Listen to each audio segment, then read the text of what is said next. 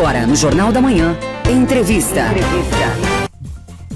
São 7h48. No meio digital, se dá cada vez voz a muitos posicionamentos e opiniões, e a gente acaba vivendo num cenário de preocupação, né, diante de casos de prisões e até cancelamentos por parte de redes sociais de quem usa as redes sociais para emitir as suas opiniões e seus posicionamentos. E para dar uma visão mais técnica, né, com base no direito, convidamos a advogada, doutora em educação, professora do curso de Direito da Univille e vice-presidente da OAB em Joinville, Janaína Silveira Soares Madeira, para falar um pouquinho sobre os limites da chamada liberdade de expressão. Doutora, bom dia, prazer tê-la conosco, tudo bem? Bem-vinda. Muito obrigada pelo convite. Bom dia, Marcos. Bom dia, Fernando. É um prazer atender o convite e falar sobre uma temática tão importante nos dias atuais. Doutora, recentemente, né, nós tivemos alguns casos que deram repercussão justamente por posturas mais críticas, mais pesadas, né, vamos dizer assim. E um dos casos é de um filme Antipatriotas que ensina a morte do empresário catarinense Luciano Hang. E esse caso foi muito criticado, inclusive por políticos, repercutiu muito nas redes sociais. Um outro exemplo, né, também foi o posicionamento de um deputado federal do PL, que acabou, enfim, chamando o presidente Lula de bandido e que bandido bom é na prisão ou no caixão. Que análise a senhora faz disso? É liberdade de expressão? Passou do ponto? Não passou?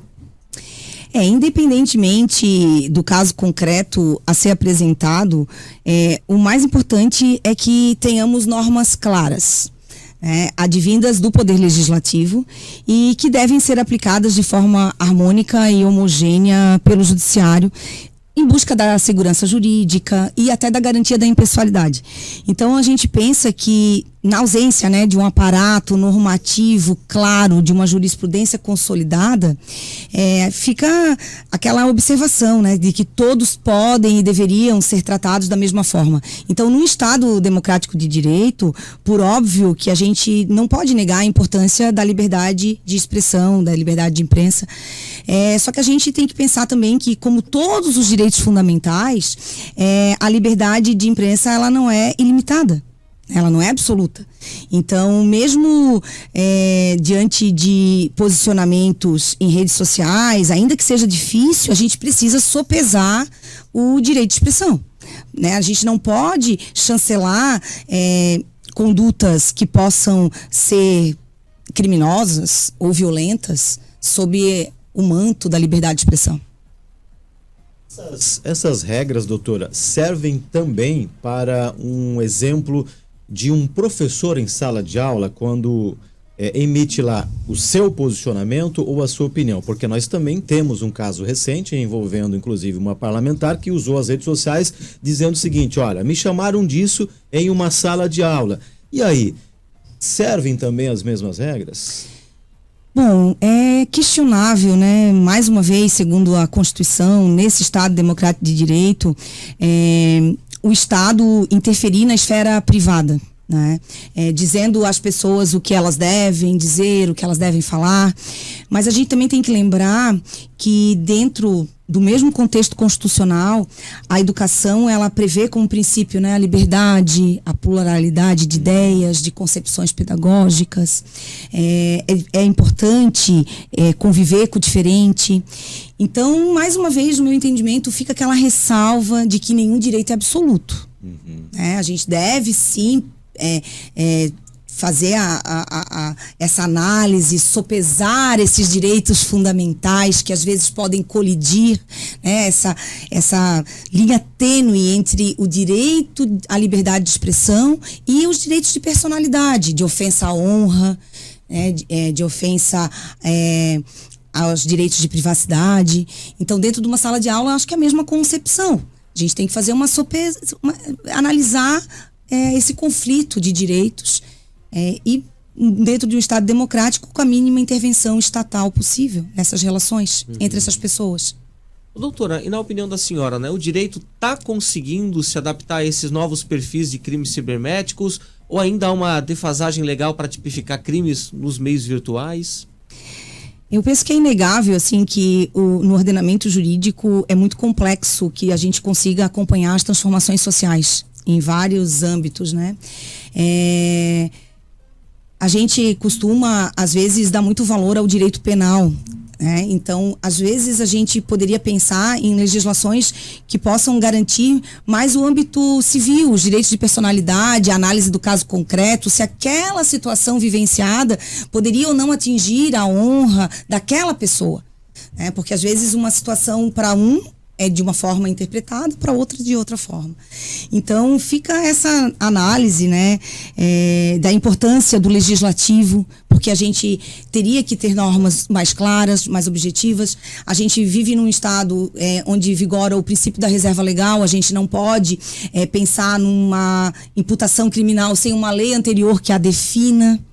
Então, a importância do judiciário na promoção da interpretação da lei, da interpretação da Constituição. Então, eu acredito que ainda a gente precisa caminhar. Mas é importante a atuação, então, mais ampla do Legislativo e do Judiciário nessa interpretação da lei. Paralelo a essa caminhada, como a senhora bem citou, qual é a lição de casa, digamos assim, num termo bem popular, que fica para todos nós? E quando eu digo todos nós temos o empresário que nos ouve agora, nós temos o político que nos ouve agora, nós temos o líder que nos ouve, o liderado, e todos que acabam utilizando, obviamente, as redes sociais. Rede social nem sempre é terra de ninguém. Qual é a orientação que fica, hein, doutora? Quando a gente pensa o seguinte: quero dar o meu posicionamento, que não é na sala de aula, mas é no meu Twitter, no meu Instagram, no meu Facebook. E aí, como é que a gente faz essa reflexão, hein? Como eu disse, ainda que seja difícil, sopesar, eu penso que a gente sempre tem que pensar que a liberdade de expressão ela é limitada a fim de não se poder pensar como uma justificativa para o cometimento de algum crime. Então, eu tenho que pensar, ainda que seja difícil, ela não é absoluta. Então, num Estado democrático de direito, nenhum direito é absoluto.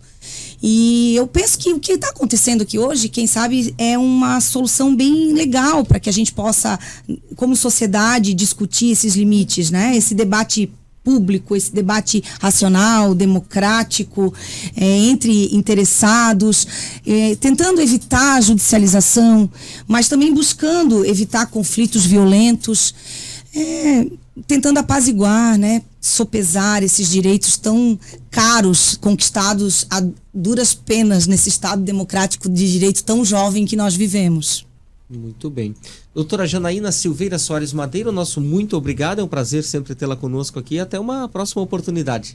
Eu que agradeço, estamos à disposição. Aproveito para convidar toda a comunidade joinvilense, principalmente os nossos advogados e advogadas, para a Semana da Advocacia. O próximo dia 11 de agosto é o Dia do Advogado, da Advogada, e vamos aí ter uma semana com muitas atrações acadêmicas, atrações sociais, a nossa feijoada, a terceira feijoada, que vai ser na Expoville. Fica o convite para vocês também. Esperamos recebê-los. Muito bem. Obrigado, doutora. Boa semana, hein? Obrigada, eu que agradeço.